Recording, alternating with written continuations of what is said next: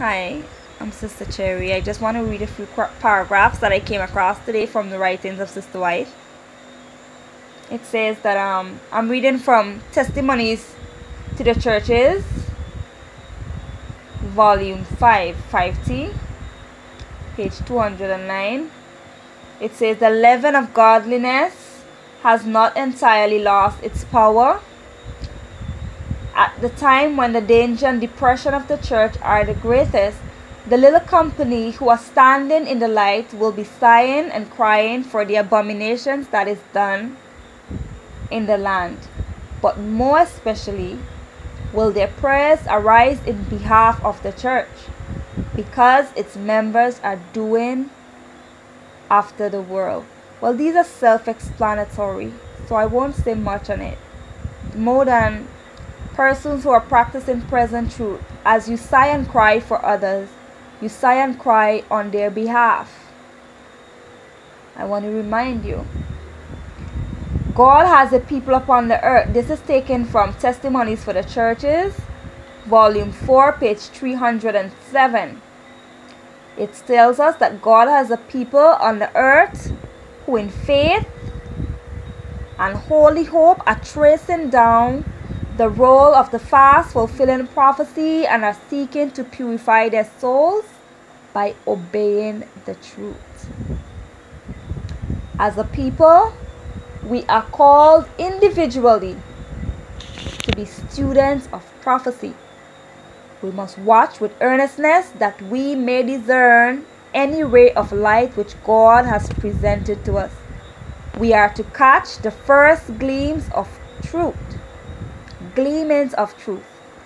and through prayerful study, clearer light will be obtained which can be brought before others. So as you study the testimonies in light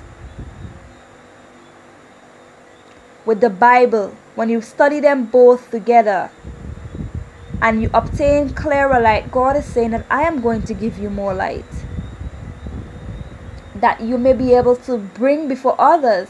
She said when God's people are at ease and satisfied with their present enlightenment, we may be sure that He will not favor them. It is His will that they should be ever moving forward to receive the increased and ever increasing light which is shining for them. The present attitude of the church, we are told that it is not pleasing to God. There has been a self-confidence that has led them to feel no necessity for more truth and greater light. We are living at a time when Satan is at work on the right hand and on the left, behind us and in front of us. And yet as a people we are asleep. God wills that a voice shall be heard arousing His people to action. Our brethren should be willing to investigate in a candid way every point of controversy. If a brother is teaching error, those in the responsible position are to know what is being taught. And if he is teaching the truth, those that are in responsible position have to take their stance by his side. We should all know what is being taught among us, for if it is the truth, we need it. We are all under obligation to God to know what He has sent us. He has given directions by which we may test every doctrine. And it says, to the law and to the testimony, if they speak not according to this word, there is no light in them. So if the light presented meets the test, God is saying we are not to refuse it. We are to accept it. If the light presented meet the test, we are to accept it, even if it does not agree with our ideas. So you may know certain things and have accepted it as truth for years.